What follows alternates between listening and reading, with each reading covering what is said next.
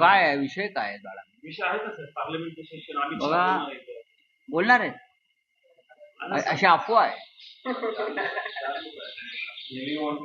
देखो बघा, महाराष्ट्रातला एक अत्यंत गंभीर विषय आहे.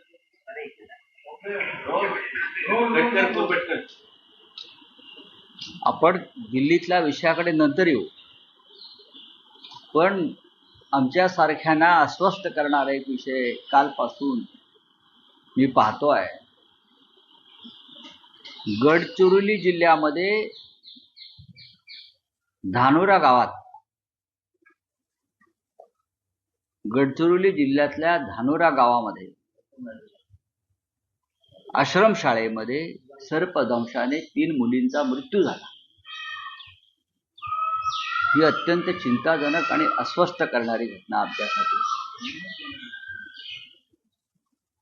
एकंदरीत 6 मुलींना सर्पदंश झाला, 3 मुलींचा मृत्यू झाला. त्या आदिवासी मुलींना वेळेवर उपचार मिळू शकले नाहीत.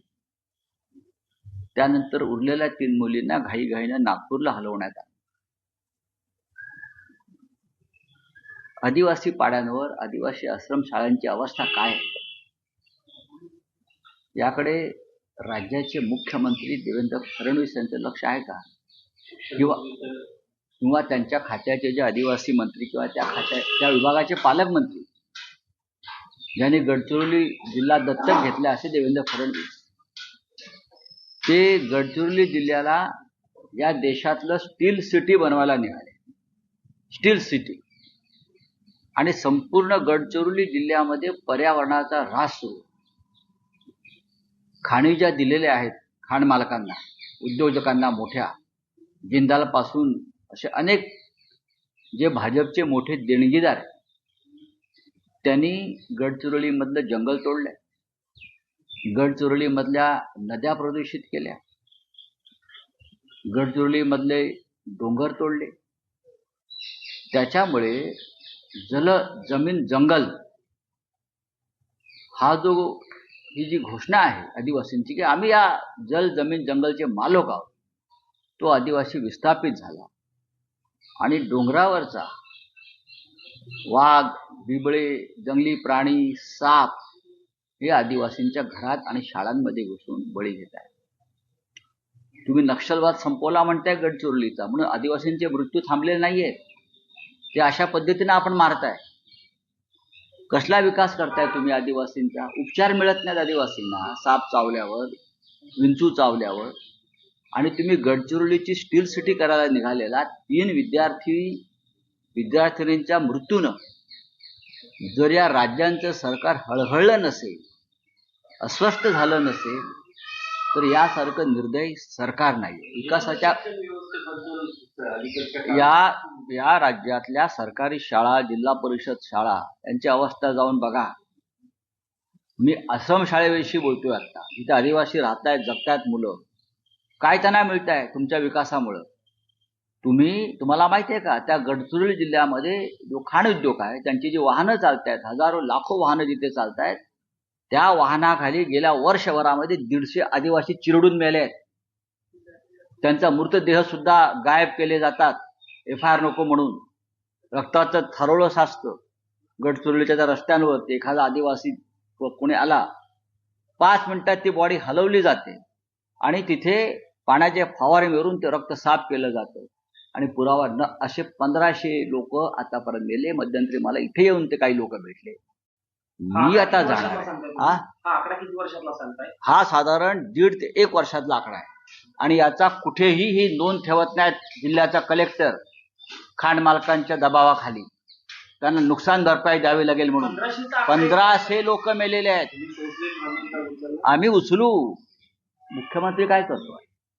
आदिवासी विकास मंत्री काय करतायत? मला सांगा. यासाठी विकास हवाय का तुम्हाला? काय मिळतं आदिवासींना? आदिवासींना विस्थापित केलाय तुम्ही. कसला रोजगार आणताय? किती रोजगार मिळालाय तिकडे? हे तुमचे सगळे भारतीय जनता पक्षाचे देणगीदार जे तुम्हाला लाच देतात, त्यांना तुम्ही गडचिरोलीचं जंगल, डोंगर, नद्या उद्ध्वस्त करायला दिलेलं आहे. ज्या 3 मुलींचा मृत्यू झाला तो काल रेकॉर्डवरच आहे. सर्पदंशाने. ज्या 3 मुली हॉस्पिटलमध्ये आहेत त्यातल्या एका मुलीच्या आजोबांशी युनियन मराठीच्या प्रतिनिधींनी गजानन मटेंनी बातचीत केली, तेव्हा त्यांच्याशी बोलताना त्यांनी सांगितलं की बेड नव्हता झोपण्यासाठी होय. आणि त्या मुली खाली झोपल्या होत्या आणि त्यांच्या कानाला साप चावला, अशा पद्धतीची माहिती त्यांच्या आजोबांनी युनियन मराठी. बरोबर आहे ना, मग मी तेच सांगतोय ना. आश्रम शाळांना जो निधी दिला जातो तो कुठे जातो, कोण खातोय, हे कोणाचे लोक आहेत? या 3 सर्पदंशाची घटना समोर आल्या आतापर्यंत असंख्य मुलं आणि मुली विंचू आणि सर्पदंशानं त्या भागामध्ये मरण पावलीत. आदिवासी पाड्यांवर रुग्णवाहिका नाही. तुम्ही पाहिलं असेल की धुळीमध्ये रुग्णांना न्यावं लागतंय, प्रेत धुळीतून न्यावी लागतायत. एखाद्या रुग्णालयामध्ये सरकारी जर कोणी मृत्यू झाला लहान मुलाचा तर आई वडिलांना ते प्रेत आपल्या खांद्यावर टाकून घरापर्यंत न्यावं लागतं. रुग्णवाहिका नाहीत. ही राज्याची आदिवासी आणि आरोग्य व्यवस्थेची धंदवडे आहेत. आणि देवेंद्र फडणवीस विकासाच्या गोष्टी करतायत, नरेंद्र मोदी विकासाच्या गोष्टी करतायत. हा, कोणाला तुम्ही मूर्ख बनवताय? नक्षलवाद संपवला म्हणून सरकार. नक्षलवाद कोणासाठी संपवला? या उद्योगपतींसाठी, आदिवासींसाठी नाही. आदिवासींचं मरण या मार्गाने सुरूच आहे ना. नक्षलवाद संपवल्याच्या गोष्टी करतात ते उद्योगपतींच्या सुरक्षेसाठी. यांच्या आदिवासी मरतोच आहे. आदिवासींच्या ह्यातूनच एखादा नक्षलवादी परत निर्माण होतो तेव्हा त्याला गोळ्या घातल्या जातात. त्या 3 मुलींची प्रकृती गंभीर आहे, त्यांच्यावर उपचार सुरू आहे, पण त्यातल्या काही मुलींची प्रकृती अजूनही खालवत अत्यंत गंभीर आहे. मी सकाळीच माहिती घेतली. मी सकाळीच नागपूरला फोन करून माहिती घेतली. प्रकृती गंभीर आहे. 2 मुलींची प्रकृती अत्यंत गंभीर आहे. आणि माझ्या माहितीनुसार नंदुरबार, गडचिरोली, चंद्रपूर अशा ठिकाणी ज्या आदिवासींच्या आश्रमशाळा आहेत त्या अत्यंत भयंकर अवस्थेत आहेत. आणि तिथे अशा प्रकारच्या सर्पदंशाच्या, विंचूदंशाच्या घटना साधारण आठवड्यातून 2 ते 3 वेळा घडतात. अनेकांचे मृत्यू हे रेकॉर्डवरती आलेले नाहीत. मी आता मुंबईत गेल्यावर या विषयावरती युवा नेते आमचे युवासेना प्रमुख आदित्य ठाकरे यांच्याशी मी बोलणार आहे. कारण याचं कारण असं आहे की विद्यार्थी आहेत, ती मुलं आहेत, हे आदिवासींमधले जेनजी आहे सध्याच्या भाषेत बोलायचे तर. आणि पर्यावरणासंदर्भात आदित्य ठाकरे फार महत्त्वाची कामं करतायत. मध्यंतरी मी जेव्हा नागपूरला आम्ही एका आंदोलनासाठी गेलो होतो राम मंदिरासंदर्भात, तेव्हा आदित्य ठाकरे यांना भेटण्यासाठी त्या भागातले गडचिरोली, चंद्रपूर, अमरावती या भागातले पर्यावरण क्षेत्रातले प्रमुख कार्यकर्ते आले होते. तेव्हाही त्यांनी हा गडचिरोलीचा विषय माझ्या समोरच काढला होता. त्याच्यामुळे मी आता मुंबईला गेल्यावरती या संदर्भात आदित्य ठाकरे यांच्याशी चर्चा करू. ह्याच्यामध्ये आपल्याला काय करता येईल. नक्कीच होय. आदित्य ठाकरे या संदर्भात केंद्राकडे पाठपुरावा चालवलेला आहे. काही प्रकरणं त्यांनी ग्रीन ट्रिब्युनलमध्ये नेलेली आहेत आदित्य साहेबांनी. त्याच्यामुळे असं नाही की काल या 3 मुलींच्या मृत्यूनं मी इतका अस्वस्थ आहे की इतकं जगणं सोपं हे झालंय, मृत्यू सोपा झालाय. या महाराष्ट्रामध्ये आदिवासींचा, या भागाचे खरे भूमिपुत्र आहे. हा, झारखंडमध्ये, छत्तीसगडमध्ये, ओरिसामध्ये आदिवासींवर ज्या प्रकारचे अत्याचार सुरू आहेत ते अत्यंत भयंकर आहेत. 3 मुलींचा मृत्यू जर हे देवेंद्र, मी तर सांगणार आहे आदिवासींना, तिकडे साप पकडा, गडचिरोलीमध्ये मुंबईला या आणि मंत्र्यांच्या घरात सोडा, मग त्यांना कळेल मृत्यूचं भय काय असतं ते. 3 दिवस बाकी आहेत संसदेच्या कामकाजाचे. हा मुद्दा महाराष्ट्राचा अत्यंत महत्वाचा मुद्दा आहे. तुमचे महाविकास आघाडीचे खासदार आहेत, तर तुम्ही हा मुद्दा संसदेमध्ये कशा करता हा मुद्दा दिल्लीत उचलायला पाहिजे? राज्यातले मंत्र्यांना का नुसतं पोसायचं आहे का आम्ही सरकारी खर्चानं? राजीनामे द्या आदिवासी मंत्र्यांनी आणि तिकडल्या पालकमंत्र्यांनी. खाण मालकांकडून का फक्त हप्ते घ्यायला जाता का तुम्ही? तिकडे हप्तेबाजी करायला जाता? माझ्याकडे आकडे आहेत, किती कोटी रुपये महिन्याला कलेक्टरला, गडचिरोलीच्या अधिकाऱ्यांना, वन खात्याला, पालकमंत्र्याला, आमदारांना जात आहेत आणि ही मुलं मरतायत. राज्याची विरोधी पक्षाची भूमिका आता या मुद्द्यावर सरकारला एक लक्षात घ्या की विरोधी पक्ष नेता सरकार का नेमत नाही विधानसभेत, असे प्रश्न आम्ही उपस्थित करू नये म्हणून. बरोबर आहे. पण जरी तुम्ही विरोधी पक्ष नेता नेमला नाही तरी संजय राऊत हा त्या जनतेचा विरोधी पक्ष नेता आहे, हे लक्षात घ्या. मी गप्प बसणार नाही. मला या 3 मुलींच्या मृत्यूनं फार अस्वस्थ केलेलं आहे. पैसे कुठे जातात म्हणजे मंत्र्यांच्या खिशात जातात. 25% कमिशन आश्रमशाळेत सुद्धा आदिवासींचं. धर्मराव बाबा आत्राम नावाचे तिकडे एक मंत्री आहेत, आदिवासींचे राजे काय काय म्हणतात त्यांना, ते आहेत. काय करतायत? हा पॅलेसमध्ये राहता का तुम्ही आदिवासींच्या रक्तावर? आदिवासीच्या सर्व मंत्र्यांनी राजीनामे दिले पाहिजे. कुठे आहेत ना रज हिरवळ तुमची? हा आदिवासी दिन साजरा केला जातो. कसला आंतरराष्ट्रीय नाचवतात आदिवासींना आणि मनोरंजन करून घेता तुम्ही? काय आदिवासींचं फूड कल्चर, आदिवासींचं अमुक कल्चर. अरे पोरं मरतायत बघा रे आदिवासींची. आदिवासींची पोरं मरतायत. नोटिफिकेशन केलं जातं फक्त. शो करतायत आंतरराष्ट्रीय आदिवासी दिवस. कशाला आंतरराष्ट्रीय?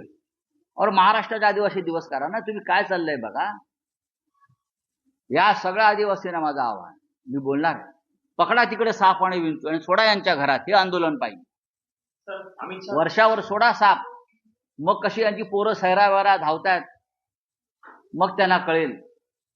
अमित शहा सभागृहामध्ये बोलण्यासाठी तयार झालेले आहेत. किरण उपकार करतात का आदिवासी? आपले अमित शहा बोलायला तयार झाले सभागृहात. उपकार करतायत संसदेवर, लोकशाहीवर, देशावर उपकार कर रहे क्या? आप मेहरबानी कर रहे? आने दो ना, देख लेंगे. उशीर झाला बोला. नहीं मैं मेहरबानी कर रहे हैं ना, मैं आ रहा हूँ भाई. मेहरबानी करतात का ते? महाराष्ट्रातील 5,000 अधिक कंपन्या दुसऱ्या राज्यामध्ये गेल्यात किंवा त्या कंपनीची परदेशात गेलेल्या आहेत अशी माहिती. 3,500 कंपन्या बंदही झालेल्या आहेत. याचं उत्तर देवेंद्र फडणवीसांनी द्यावं. बरं का, गुंतवणूक येते आहे, गुंतवणूक येते आहे, गुंतवणूक आली, महाराष्ट्र प्रगतीपथावर आहे. कुठे आहे प्रगतीपथावर महाराष्ट्र? कुठे आहे रोजगार महाराष्ट्रात? सांगा. त्याच्यामुळे या कंपन्या जातात. सरकारच्या धोरणाला कंटाळून, सरकारच्या खंडणीखोरीला कंटाळून उद्योगमंत्रीचं हो, ते उद्योगमंत्री आहेत म्हणजे नक्की कोणाचे उद्योगमंत्री आहेत? किती उद्योग आणले त्यांनी? MIDCची अवस्था बघा जरा, कशा विकल्या जात आहेत. हिशोब माझ्याकडे पूर्ण आहे प्रत्येकात. माझ्या इतका हिशोब सरकारच्या ऑडिटर जनरलकडे सुद्धा नाहीये. हिशोब माझ्याकडे पक्का आहे, प्रत्येकाचा हिशोब आहे. कळलं? हा, कसं फावडे घेऊन बसलेले आहेत आणि कसं खोऱ्याने पैसे तिजोरीचे आणि जनतेचे लुटतायत. जमिनी कशा लुटल्या जात आहेत, प्रॉपर्ट्या कशा विकल्या जात आहेत. हा, शाळेपासून आरोग्य खात्यापर्यंत, आदिवासीपर्यंत फक्त लाचखोरीच सुरू आहे. पुढे जातोय निधी. काय करतायत देवेंद्र फडणवीस? मला सांगा ना, काय करतायत? सर एनडीच्या खासदारांच्या हातात तिरंगा झेंडा घेऊन मोदीच्या समोर सगळे खासदार आता. मूर्खांचा कारभार आहे. मानसिक दृष्ट्या हे लोक विकलांग झालेले आहेत. हे मनोरुग्ण आहेत आणि या मनोरुग्णांवरती आता उपचार होणं जरा कठीण आहे. लक्षात तुम्हाला सांगतो मी, सरकार बदलणं आणि या मनोरुग्णांवरती सामुदायिक उपचार करणं एवढाच एक आता मार्ग शिल्लक आहे. यांना गुंगीचं औषध देऊन झोपवलं पाहिजे सगळ्यांना, व यांना चहातून भांग दिली पाहिजे, शांत पडून राहतो. बोलिया. अमित शाह आज हो गया. लास्ट मंथ की प्रोटेस्ट को लेकर आज हाउस एडजस्ट करेंगे. बीजेपी बोल रही है कि डिस्टर्ब ना करे अपोजिशन हाउस को. क्यों? किस तरीके से देखते हैं? डिस्टर्ब क्यों ना करें? अमित शाह आने वाले हैं. अफवाह है ये लोग अफवाहें फैलाते हैं. अमित शाह ने अगर आने का मन बनाया है तो क्या मेहरबानी कर रहे हैं क्या देश पर, लोकतंत्र पर, संसद पर? आपको आना ही पड़ेगा. जनता की ताकत है. जिस तरह से आपने जंतर मंतर पर बच्चों पर गोलियां चलाई, पैलेट गन, टीयर गैस छोड़ा है, बहुत कुछ किया है, अत्याचार, आपको जवाब देना पड़ेगा. आपको तो इस्तीफा देना चाहिए. अगर कोई दूसरा मंत्री होता कांग्रेस का तो इस्तीफा ले लिया होता ये लोगों ने. शिवराज पाटिल साहब ने सिर्फ एक बार कपड़े बदले क्या वहां बम तोड़ के जाकर आपने इस्तीफा ले लिया उनका. और आपने बच्चों पर इतना अत्याचार किया है, मारा है बच्चों को, टीयर गैस छोड़ा है, तो आप क्यों बैठे हो? आप कौन है? आप भगवान है क्या? कौन है आप? आपको भी एक बच्चा है. तो झारखंड का प्रदेश भी जो है वो वो भी वायलेंट हो गया, वहां पर भी देखिए अभी पूरे देश में ये होगा, यहाँ वायलेंट हो गया, जनता खास करके युवा जिस तरह से विद्रोह पर उतर आई है, तो ये सरकार को जाना पड़ेगा। जो भी जहां भी किसी भी राज्य में सरकार जनता के खिलाफ काम करेगी, युवाओं के खिलाफ काम करेगी, वहां की युवा सड़क पर आएंगे और अब उनको रोकना नामुमकिन है और मुश्किल भी है। सर, जंतर मंतर पे जो कुछ भी हुआ, गृहमंत्री का इस्तीफा आप मांग रहे हैं। झारखंड में आंदोलनरत छात्रों पे भी बल प्रयोग किया गया, वहां से किसका इस्तीफा मांग जाए? देखिए झारखंड में अगर ये हुआ है तो जिम्मेदारी वहां के मुख्यमंत्री की है। अगर वहां के जो विपक्ष के लोग हैं वो इस सरकार की मांग करते हैं तो उसके ऊपर हेमंत सोरेन ने जवाब देना चाहिए। मेरा यह कहना है कि हेमंत सोरेन जी ने उनसे बात करनी चाहिए बच्चों से, जैसे हम यहाँ कहते हैं कि मोदी जी ने, अमित शाह जी ने जंतर मंतर के बच्चों से बात करनी चाहिए थी। उसी तरह से अगर हजारों की संख्या में लोग रांची में उतरे हैं बच्चे, तो उनसे भी बातचीत और संवाद होना चाहिए था, वो नहीं हो गया, इसलिए बच्चे इस प्रकार से हिंसक हो गए। वंदे मातरम पहली बार लाल किले से गाया जाएगा इस बार, तो क्या होगा? पहली बार किधर बोले? इस देश में वंदे मातरम की शुरुआत तो कांग्रेस के काल से हुई है ना। कांग्रेस के अधिवेशन में पहली बार ये वंदे मातरम गाया है। ये नाटक बंद करो, बोलो मोदी को, ये नौटंकी बंद करो। आपका वंदे मातरम से कोई संबंध नहीं है। जो लोग देश के स्वातंत्र मिलने के बाद 50 साल तक अपने कार्यालय पर तिरंगा नहीं फहराते, वह वंदे मातरम गाने का नौटंकी कर रहे क्या? हमें मत सिखाइए देशभक्ति, आपसे सीखने की जरूरत नहीं है। ये देशभक्ति और वंदे मातरम कोई इवेंट नहीं है, ये आत्मा है हमारा, जो मोदी के पास नहीं है। थैंक